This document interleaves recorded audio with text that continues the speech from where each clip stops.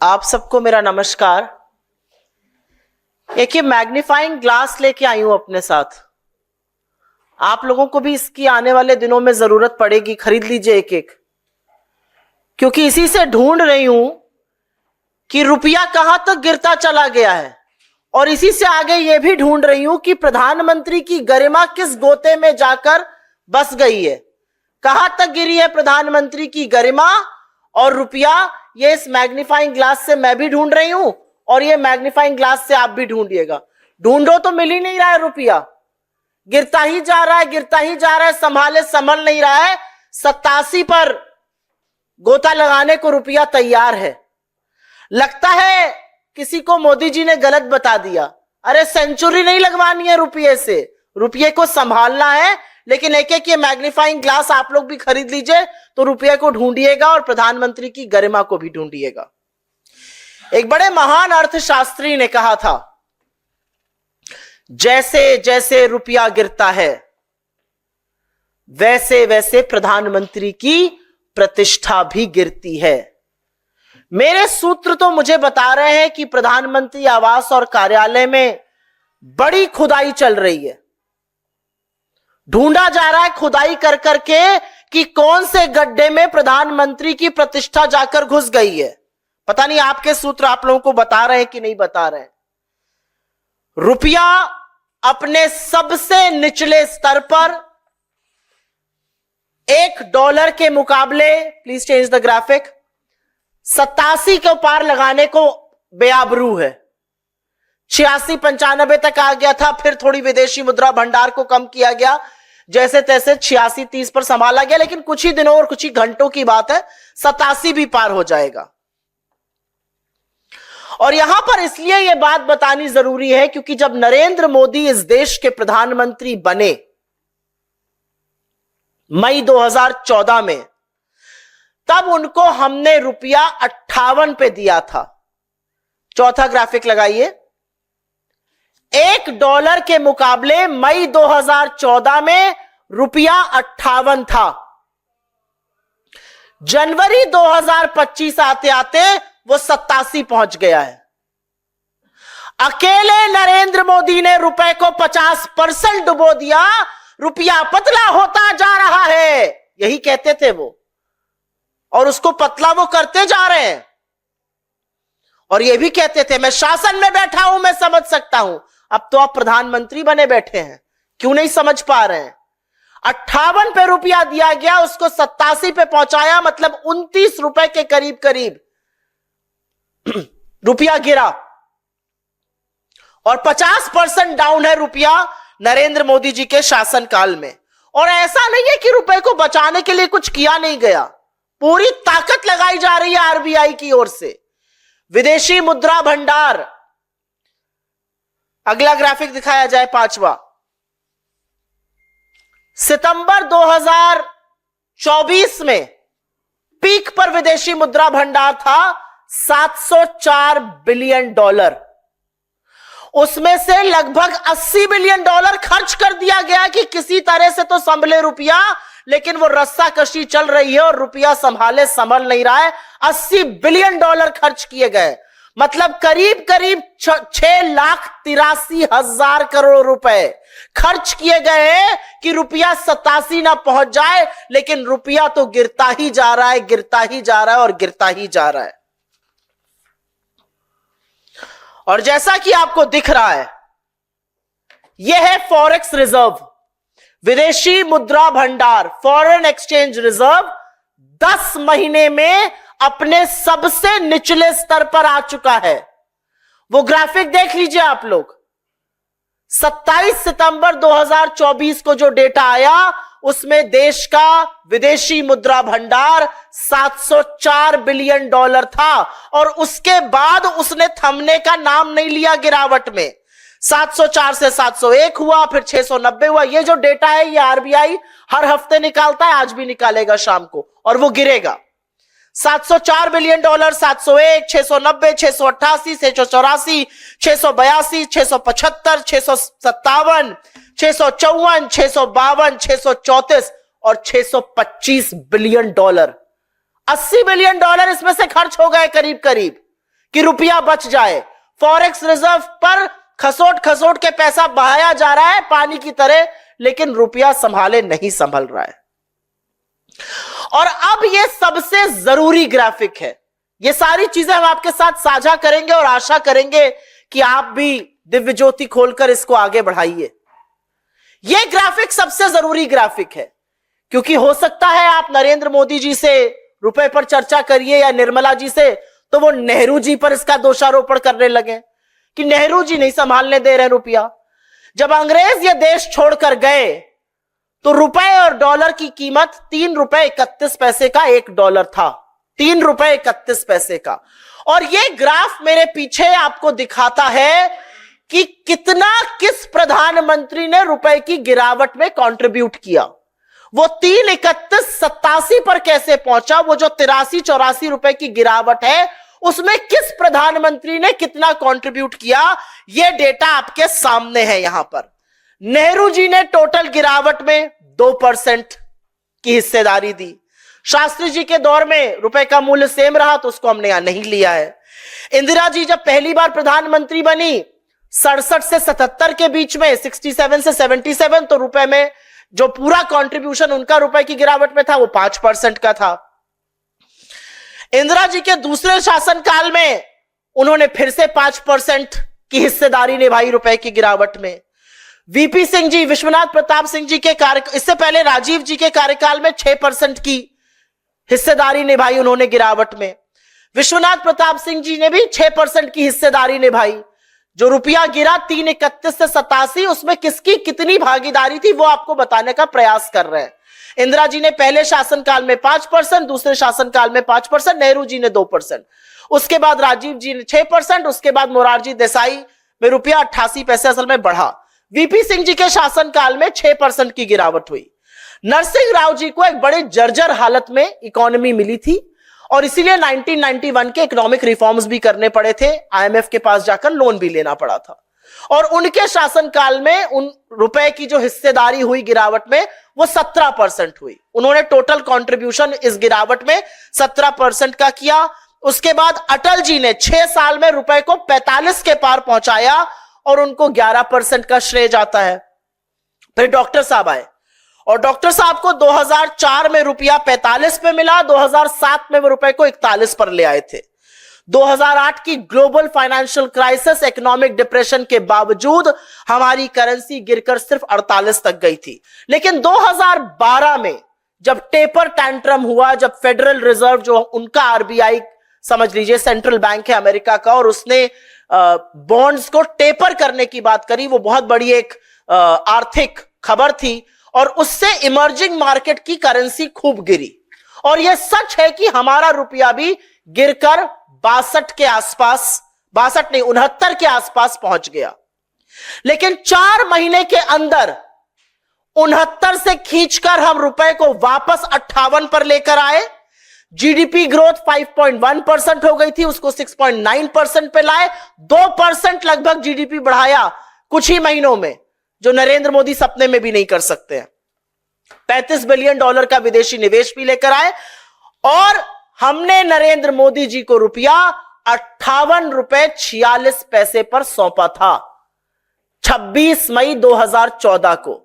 तो टोटल गिरावट में डॉक्टर साहब का कंट्रीब्यूशन 16% से थोड़ा ज्यादा, चलिए आप 17 कह लीजिए, उतना था। लेकिन यहां होती है असल कहानी शुरू, क्योंकि दुनिया के महान अर्थशास्त्री, हर चीज के विशेषज्ञ और तूफानी स्पेशलिस्ट नरेंद्र मोदी जी की एंट्री होती है। और उन्होंने टोटल गिरावट में अभी तक 34% का कंट्रीब्यूशन किया है। टोटल गिरावट में 34% का कंट्रीब्यूशन, और अपने कार्यकाल में रुपए को 50% से ज्यादा गिरा दिया नरेंद्र मोदी जी ने। यह ग्राफ आपको आंकड़े के साथ असलियत बता रहा है, क्योंकि 29 रुपए जो कम हुआ, रुपया टूटा उनके शासनकाल में, वो करीब करीब 50% की गिरावट है। और पूरी गिरावट में उनकी भागीदारी 34% की रही है। और अब रुपए, जैसा कि मैंने आपको बताया, 87 से आंख में चोली खेल रहा है। ऐसा लगा कि रुपया भागता जा रहा है और मोदी जी यहां से नारे लगा रहे, साहब अब की बार 60 पार, अब की बार 65 पार, 70 पार, 75 पार, 80 पार, 85 पार, अब तो 87 भी पार ही करा देंगे। लगता है मन में बना लिया है सेंचुरी बनाकर ही रहेंगे। अब अंधभक्त, भोले भक्त जो नए नए विशेषज्ञ बने हैं अर्थशास्त्र के गूगल करके, वो आपसे कहेंगे ऐसी कौन सी बड़ी बात है, हम दुनिया की तीसरी अर्थव्यवस्था बन गए। उन भक्तों को समझाइए कि टूटते हुए रुपए का मतलब है कि आपका जो आयात है उसका दाम बढ़ रहा है। Your imports are becoming expensive. आप सबसे ज्यादा इंपोर्ट कच्चा तेल करते हैं, कच्चे तेल को इंपोर्ट करने का आपका दाम बढ़ता है। जितना दाम वहां बढ़ेगा उतनी आपकी घरेलू महंगाई बढ़ेगी। जैसे जैसा तेल का दाम, पेट्रोल डीजल का दाम बढ़ेगा, सब्जी, फल, अंडा, दूध, हर चीज का दाम बढ़ता है। डायरेक्ट लिंक रुपए का कमजोर होने का आयात से है। ज्यादा महंगा आयात मतलब ज्यादा महंगी चीजें, ज्यादा महंगी चीजें मतलब आरबीआई महंगाई को कंट्रोल करने के लिए ब्याज दर को बढ़ाएगा। ज्यादा बड़ी ब्याज दरों का मतलब है कि आपकी ईएमआई बढ़ेगी। अगर घर का लोन लिया है, ऑटो का लोन लिया है, एजुकेशन लोन लिया है, तमाम चीजों की किस्तें और ज्यादा हो जाएंगी। विदेश जाने का मन हुआ तो वो ज्यादा एक्सपेंसिव हो जाएगा, विदेश में पढ़ने का मन हुआ तो वो और भी एक्सपेंसिव हो जाएगा। जब हम रुपए की बात करते थे तो सामने से बीजेपी के जो एक से एक धुरंधर अर्थशास्त्री हैं, तूफानी स्पेशलिस्ट, अरे हमें डॉलर से मतलब ही नहीं है, हम बाकी करेंसी में ट्रेड कर रहे हैं। मान्यवर, हिंदुस्तान का टोटल विदेशी ट्रेड का 86%, 86% डॉलर में होता है। और मोदी मित्र ट्रंप प्रेसिडेंट बनते ही उन्होंने क्या कहा, चेतावनी दे डाली कि ब्रिक्स के Nations, Brazil, Russia, India, China, south Africa के नेशन अगर किसी और करेंसी में डॉलर के अलावा ट्रेड करेंगे तो उन पर मैं 100% टैरिफ लगाऊंगा। अब पता जी मोदी जी का मूड ठीक हुआ है कि नहीं, बुलाए नहीं गए थे, पता नहीं थोड़े उभरे हैं उस शौक से कि नहीं उभरे हैं। लेकिन अगर शौक से उभरेंगे, टूटा दिल जुड़ेगा तो देखेंगे कि मित्र ने तो चेतावनी दे डाली है, तो डॉलर में आपको ट्रेड करना पड़ेगा और डॉलर के मुकाबले रुपए को आप कंट्रोल नहीं कर पा रहे हैं। तो इस मंच से हमारे कुछ सवाल हैं। क्या मोदी सरकार को रत्ती भर फर्क भी पड़ता है कि रुपए के साथ क्या हो रहा है? क्या कोई रणनीति बनी है इस रुपए को मजबूत करने, मुद्रा भंडार को झोंका जाएगा रुपए को बचाने के लिए? क्या मोदी सरकार को जरा सी भी यह परवाह है कि गिरते रुपए का सीधा संबंध महंगाई से है? मध्यम वर्ग, निम्न मध्यम वर्ग, गरीबों की कमर तोड़ रही है महंगाई। क्या उनको इसका जरा सा भी इल्म है और लोगों को महंगाई से राहत देने के लिए वो क्या कर रहे हैं? ये 4 सिंपल सवाल टूटते हुए रुपए पर हम पूछ रहे हैं। और इससे पहले कि मैं आपके सवालों का जवाब दूं, I will make a very brief statement in English. Right here before you is Narendra Modi trying to resurrect and control and rein in the fall of the Indian rupee. He's not being able to do that. This is a magnifying glass, and I have brought it because I have lost track of how deep and how steeply the rupee has fallen, and of course with that the Prime Minister's dignity. This is the magnifying glass which will help us discover the rupee. Because it was Mr. Modi who said that along with the falling rupee, the Prime Minister's dignity and his office's grace also falls. I wonder what does he have to say? Because rupee is today staring at 87 to a dollar. He was handed over the rupee at 58 to a dollar when he became Prime Minister. Please go to the third grab. When he became Prime Minister in 2014. This is where the rupee is today, and this is last checked about an hour and a half back. But rupee has been dangerously close to 87. It looks like Mr. Modi has made up its mind for the rupee to hit a century. This is where the rupee was. It was at 58 to a dollar in 2014 when he became the Prime Minister, and under his nose it has gone down to 87. Essentially, the rupee has fallen by 29 rupees to a dollar, which is a fall of 50% in the last 10 years. And it is not as if the government hasn't done much to rein in the rupee. The RBI has done a lot actually.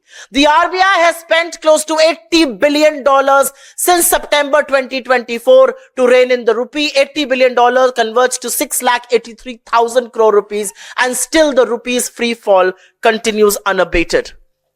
I want to show you where our forex reserves are. Our forex reserves today are at a 10-month low. On the 27th of September, and this is a figure the RBI reports every week, on the 27th of September, it was at $704 billion. The last reported number for the 10th of January, which was reported on the 17th, is at $625 billion. This is how much from the steep highs of 704 it has fallen. And before Mr. Modi begins to blame Nehru, here is a pie chart that explains to you, that tells you the contribution of each of our prime ministers in the falling rupee. When the British left this country, the rupee was at 3 rupees 31 paisa to a dollar. The rupee has fallen by about 83-84. If you take the contribution of each of these prime ministers to that 83-84 rupee fall, this is how it stacks up. Jawaharlal Nehru, their pet punching bag, actually contributed only 2% to that fall.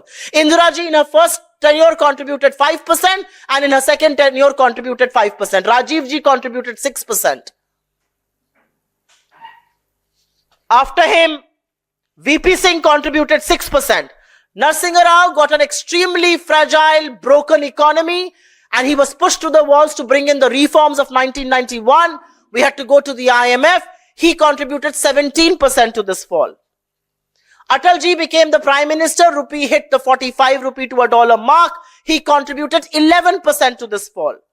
When Dr. Manmohan Singh became prime minister, he inherited the rupee at 45. He actually strengthened the rupee to 41 till the global financial economic crisis happened in 2008. And even then, our currency fell to only 48 to a dollar. It was during the taper tantrums of 2012-2014, emerging market currencies were falling, and so did our currency. We fell to 69 to a dollar, but we resurrected the rupee and brought it to 58. And that is how much we handed it over to Mr. Modi. Not just that, we pulled back growth from 5.1 to 6.9%, almost a 2% rise. We brought back foreign investments to the tune of $35 billion in a matter of few months. That's how you resurrect. But yes, Dr. Singh contributed a little over 16%.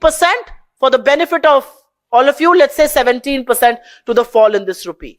And then the world's biggest economist, a specialist in every matter, Mr. Modi comes to the fore. He has contributed 34% to the total fall of the Indian currency since independence, and he has ensured that the rupee has fallen by 50% from where he inherited in 2014. 34% is the highest fall any prime minister has contributed to the depreciating rupee. People might turn around and ask you, how does it matter? Well, it matters a lot. Your imports are more expensive. Expensive imports means your domestic prices of essential items are more expensive. Inflation is higher. Higher inflation essentially means vegetable, fruits, eggs, things like that. Essential items become more expensive. RBI will move in to raise rates to control inflation. And RBI's raising rate means your EMIs are going to be higher. They will be costlier. Your home loan EMIs, your auto loan EMIs, your education loan EMIs, several personal loan EMIs, all of that will be much higher. They will be expensive overseas travel and education. From this platform, we only ask 4 questions. Does the Modi government realize what a depreciating rupee is doing?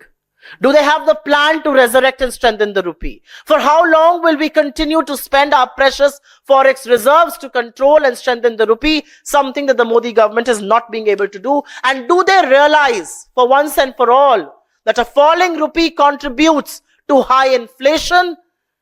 And do they have any plan whatsoever to bring in respite to the common people of this country and give them some respite from back-breaking high prices? Stay ahead with our cutting-edge news app. Instantly access the latest shorts in just 1 minute and breaking news in just 50 words. Download now for a smarter, faster news experience.